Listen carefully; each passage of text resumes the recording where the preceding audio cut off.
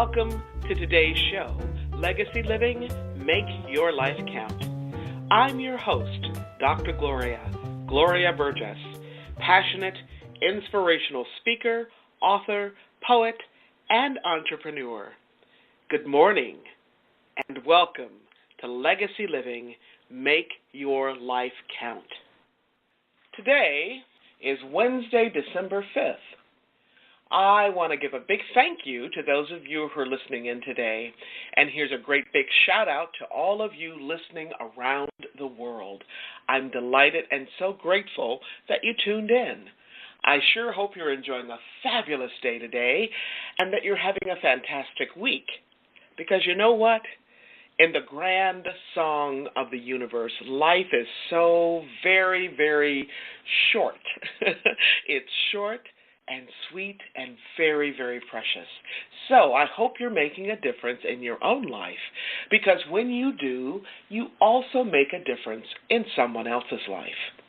Now, a lot of folks want to make their life count for something, and they ask me, Dr. Gloria, how do you do that? Well, it's really very simple, very simple. You make your life count day by day, step by step, moment by moment, every single day, 365, 24/7. That's what Legacy Living, Make Your Life Count, is all about. You can learn more about Legacy Living, Make Your Life Count by visiting the Gloria Burgess website. That's GloriaBurgess.com. That's the Gloria Burgess website. Now, I spell it out because we have listeners all over the world, and you know what? I might just sound like I have an accent, right? So that's GloriaB as in boy, URGESS.com, or by visiting Facebook, Facebook.com/DR for doctor, DR Gloria Burgess PhD /. Okay? All right. Now, today I want to talk with you about leadership. Now, you all know that this topic is very near and dear to my heart. And specifically, today we're going to focus on servant leadership. So what is that? Great question.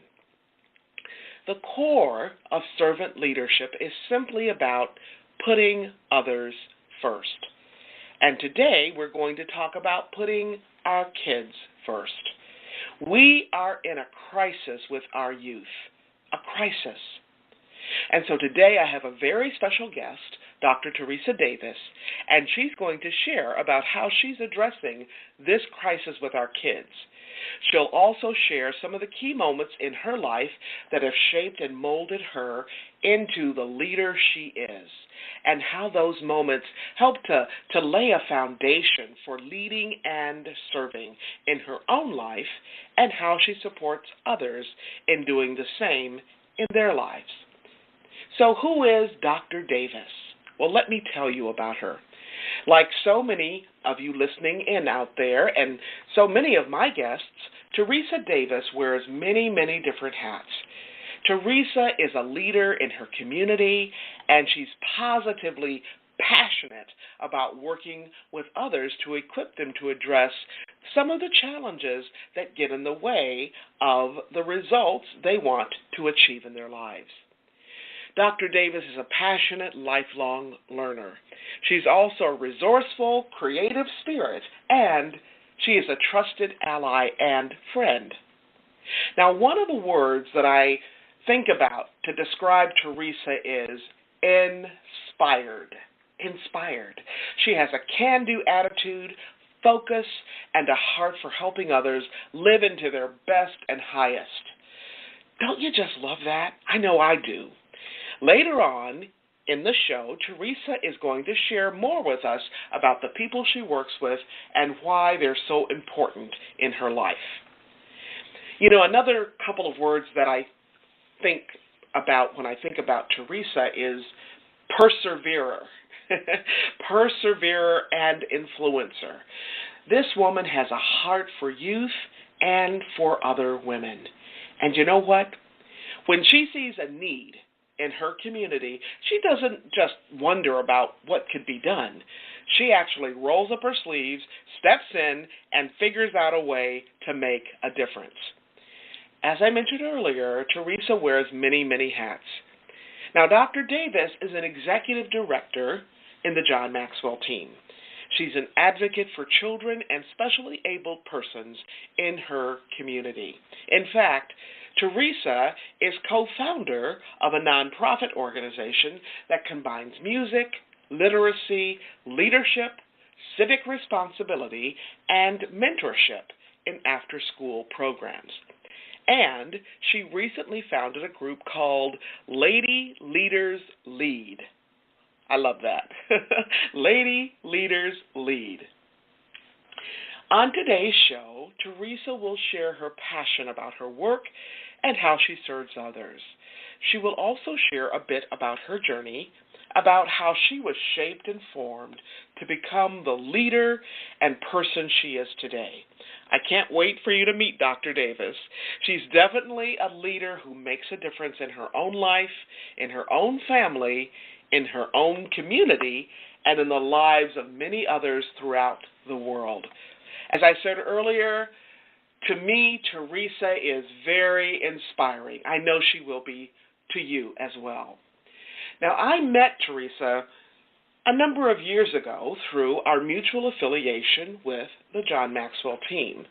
So I've had the special privilege of talking with her about what matters to her. And I've also been blessed to witness Theresa's passion when she talks about stepping up and giving back and serving others. In fact, when I first heard her story, she was so passionate and humble. And I said to myself, here's a kindred spirit. Yes. And thank you, God. Very cool. Now, when you hear Theresa's story, you'll learn why she's so fired up about making a difference, about making an impact on the world. We are truly blessed to have her as one of our honored guests on my show. In many ways, Theresa's love for people and her joy and passion for serving others, she actually pulls together many of the threads of what my own life and work are all about. In fact, you've heard me talk about these threads and themes on this show. The themes of gratitude, compassion, love, authenticity, courage, generosity, hope, and possibility. Can I just tell you something? Theresa and I had a fabulous conversation, and I'm so excited to have this amazing person, this life-changing leader with us today. This is going to be an incredible show. You don't want to miss a single word of it. So grab your earbuds and put on your walking shoes, or sit down, have a cup of tea or coffee or a nice cool glass of water. Wherever you are, pull up your favorite footstool, relax in your favorite chair, and don't forget your notepad and pen, because you're going to want to take notes today. We're going to have a great time. Now, before I jump into today's show, I just want to take a moment to welcome you. If you're just joining us, I'm your host, Dr. Gloria. This is Legacy Living, Make Your Life Count. I'd like to extend a special welcome to those of you who are joining my show, or if you're joining Talk Network Radio for the very first time.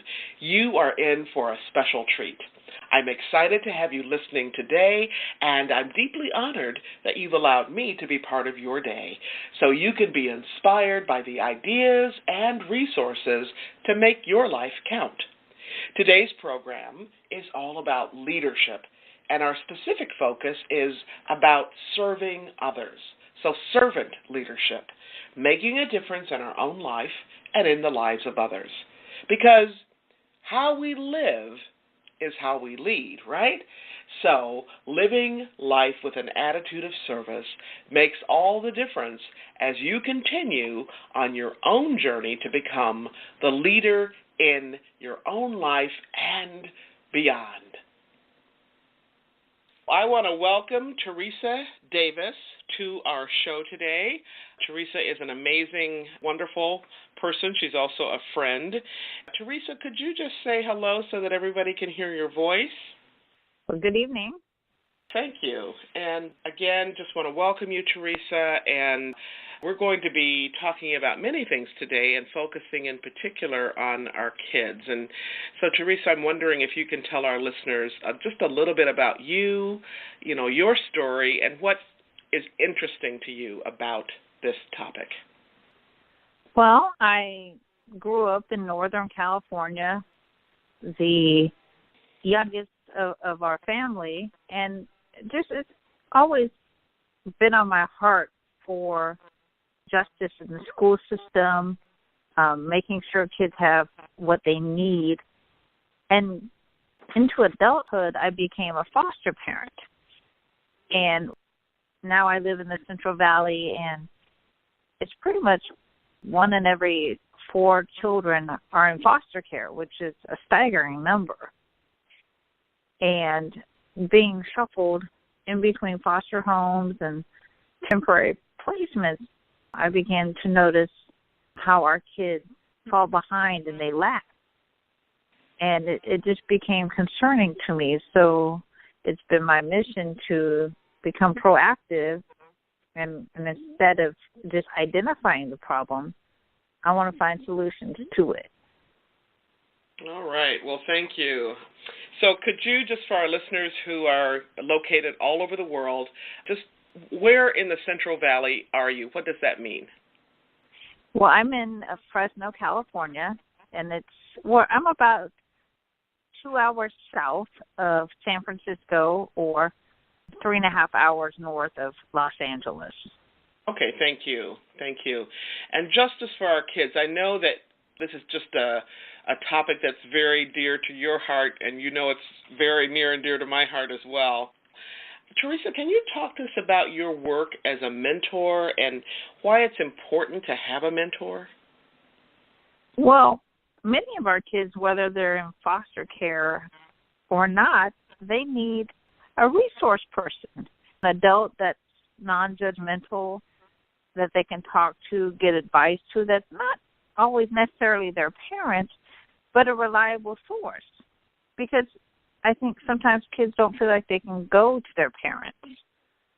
So I try to make myself available to many young people at many schools, because in growing up, we had a resource officer at our school, and there was multiple times that I had to go to that resource officer to get advice, to get my needs met.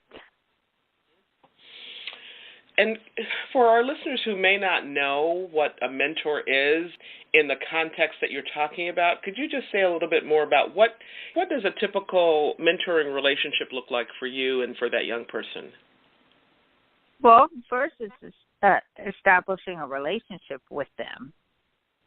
And I always lay out expectations, and I provide them a safe environment so they can pretty much tell me anything, but I also let them know if it's something that could put them into danger. I also have to notify the authorities. But someone that they can rely on, someone that can talk them through. We talk about goal setting. We talk about peer management, how to get along with your peers, how to take the leader role with your peers, and showing them or modeling what a leader would do, how to make good decisions, how not to bully, and help them get whatever resources they may need. And typically, what age groups are you working with? Well, originally I was pretty much with the high school age, but I found myself earlier this year at a K-8 school, which was quite needy,